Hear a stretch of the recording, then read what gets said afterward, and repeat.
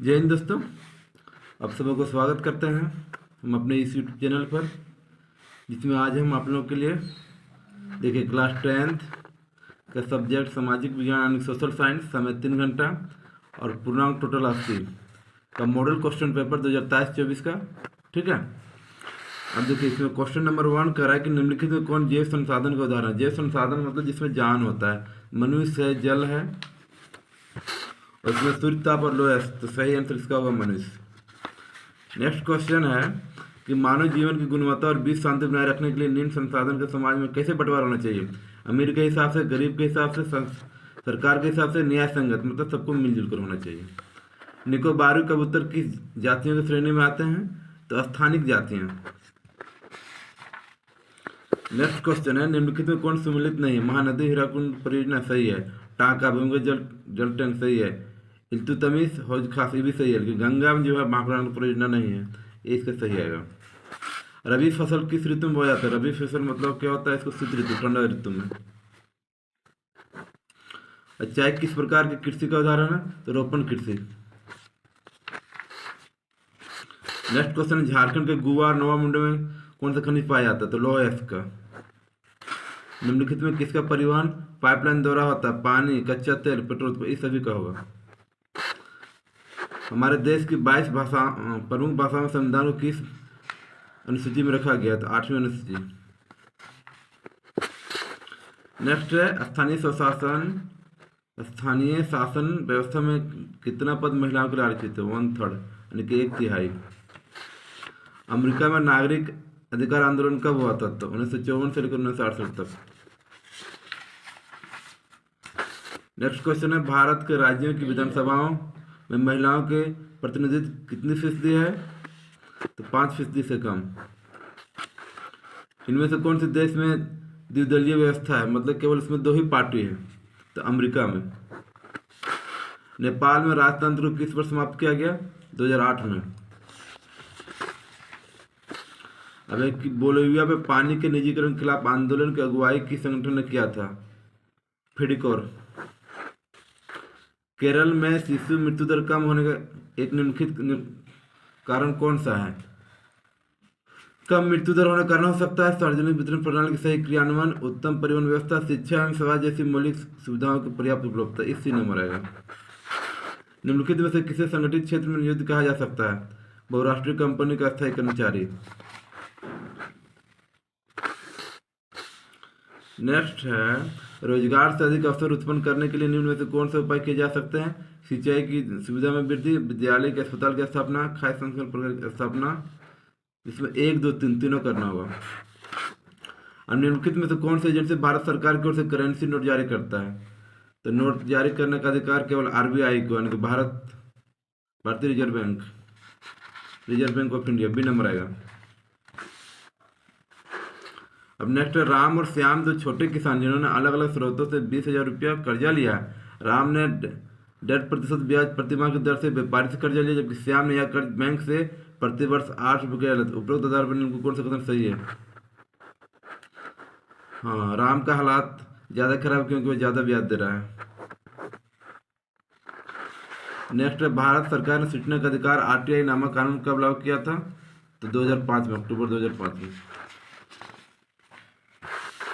सरकार द्वारा अवरोध द्वारा प्रतिबंध को हटाने की प्रक्रिया क्या कहलाती है, उदारवादी।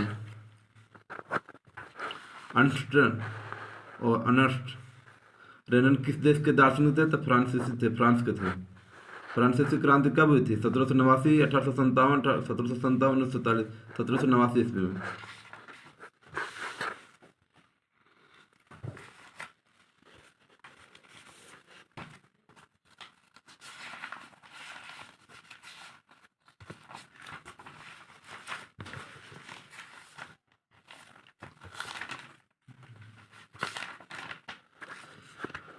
यंग इटली भूमिगत संगठन के संस्थापक कौन थे, जोसेपी मुस्सोलिनी।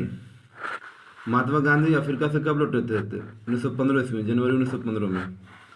पूना पैक्ट डॉक्टर भीमराव अम्बेडकर एवं किसके बीच हुआ था, महात्मा गांधी के बीच।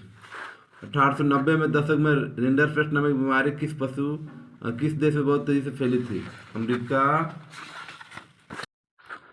Africa, Britain fail, Japan. तो अफ्रीका आएगा।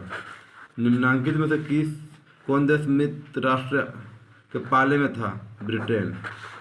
स्प्रिंग जेनी मशीन द्वारा किसके द्वारा बनाई गई थी? तो जेम्स हारग्रीव। अब आपका आता है सब्जेक्टिव क्वेश्चन। 1 नंबर में कहता है कि उदारवाद क्या है? उदारवाद वह विचारधारा जिसके अंतर्गत मनुष्य को विवेकशील प्राणी मानते हुए सामाजिक संस्थाओं को मनुष्यों की सूझबूझ और सामूहिक प्रयास के परिणाम समझा जाता है। गिरमिटिया मजदूर कौन थे? तो जिस कागज पर अंगूठे का निशान लगाकर हर साल हजारों मजदूर दक्षिण अफ्रीका या अन्य देशों में भेजे जाते थे उसे मजदूर एवं मालिक गिरमिट कहते थे। खनिज क्या है? पृथ्वी के अंदर से प्राप्त उपयोगी पदार्थ को खनिज कहा जाता है, जैसे लोहा, सोना, चांदी। नेक्स्ट है नारीवादी आंदोलन से क्या समझते हैं? नारीवाद एक आंदोलन, संघर्ष और विमर्श के रूप में यह प्रयास करता है कि महिलाओं को भी मनुष्य के रूप में समान माना जाए। साक्षरता दर को परिभाषित करें। साक्षरता दर का मतलब होता है हर 100 लोगों में से कितने लोग साक्षर हैं। ठीक है। नेक्स्ट है कि विश्व व्यापार संगठन WTO को किन्हीं 2 कार्यों के लिखिए। तो WTO के 2 कार्य निम्नलिखित हैं। नंबर 1 में अंतर्राष्ट्रीय बाजार को बढ़ावा देना। नंबर 2 अपने सदस्यों के बीच के विवादों को सुलझाना।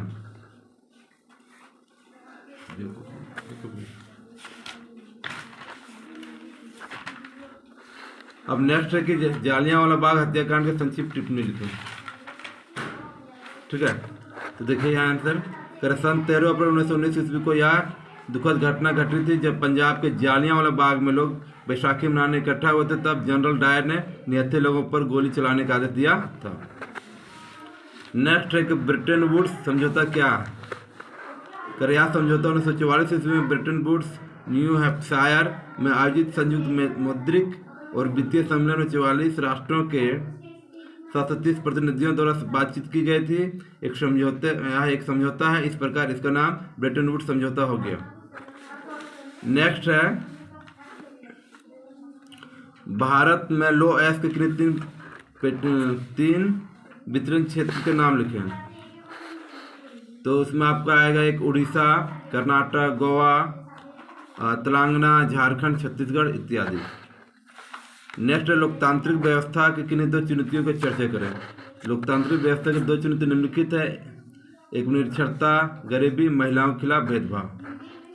नेक्स्ट है बहुदलीय व्यवस्था का संक्षिप्त वर्णन करना। तो बहुदलीय व्यवस्था एक ऐसी राजनीतिक व्यवस्था है जिसमें एक नए देश के अंदर राजनीतिक पार्टियां चुनाव में भाग लेती है और जिस पार्टी को जनता को बहुमत प्राप्त होती है वह सत्ता में आ जाती है। अब नेक्स्ट है ऋण के 3 शर्तों का वर्णन करें। तो ऋण की 3 शर्तें निम्नलिखित है। एक में ब्याज दर, दूसरा समर्थक ऋणधार, तीसरा आवश्यक कागजात एवं भुगतान का सही तरीका।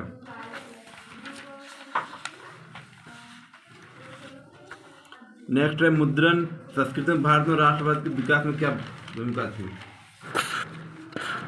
तो इसका आंसर होगा कि मुद्रण संस्कृति में भारत के राष्ट्रवाद के विकास में काफी मदद की। सरकार की धनमात्र नीति के बावजूद भारत में राष्ट्रवादी समाचार पत्रों की संख्या दिनों दिन बढ़ती ही गई। समाचार पत्रों के माध्यम से सरकारी कुशासन नीति का पर्दाफाश किया जाने लगा। नेक्स्ट है सत्ता की साझेदारी। सत्ता की साझेदारी विभिन्न रूपों का वर्णन करें।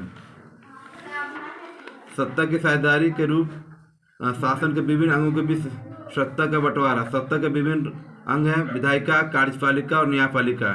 इन अंगों के बीच सत्ता के बंटवारे से अंग एक ही स्तर पर रहकर अपने शक्तियों का प्रयोग करते हैं। इस तरह के बंटवारे सत्ता का क्षैतिज बंटवारा कहलाते हैं।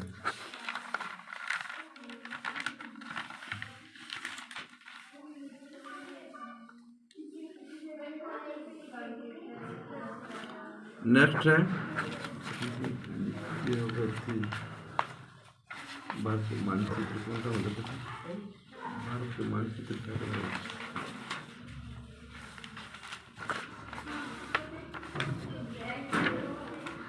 नेक्स्ट है भारत में पाई जाने वाली मृदा का वर्गीकरण का वर्णन करें। तो भारत में पाई जाने वाली विभिन्न प्रकार की मिट्टियां निम्नलिखित या मृदा निम्नलिखित है। एक में जलोढ़ मिट्टी, दूसरे काली मिट्टी, तीसरा लाल मिट्टी, चौथा लेटराइट मिट्टी, 5वां रेतीली मिट्टी और 5वां दलदली मिट्टी। कहाँ कहाँ पाया जाता है? जलोढ़ मिट्टी राजस्थान में, काली मिट्टी महाराष्ट्र, कर्नाटक, गुजरात में, लाल मिट्टी उत्तर प्रदेश, लेटराइट मिट्टी पूर्वी द्वीप समूह में, रेतीली मिट्टी राजस्थान के थार जिला में और दलदली मिट्टी उड़ीसा, बिहार, उत्तराखंड और बंगाल में। नेक्स्ट में एक में आपको दर्शाना है, देखिए उद्योग भारत के मानचित्र में आपको दर्शाना है जमशेदपुर, लोएस्क खदान बेलाडीला, बांकड़ा नांगल पान, सूती वस्त्र उद्योग सूरत और बंदरगाह विशाखापट्टनम। देखिए ये हमारा आपका झारखंड है जमशेदपुर, ये हमारा आंध्र प्रदेश है बंदरगाह है विशाखापट्टनम, ये हमारा है छत्तीसगढ़ लोएस्क खदान बेलाडीला, ये आपका है गुजरात उत्तर प्रदेश ये आपका गुजरात सूती वस्त्र उद्योग सूरत, ये आपका पंजाब, ये आपका पंजाब भाखड़ा नांगल बांध। धन्यवाद।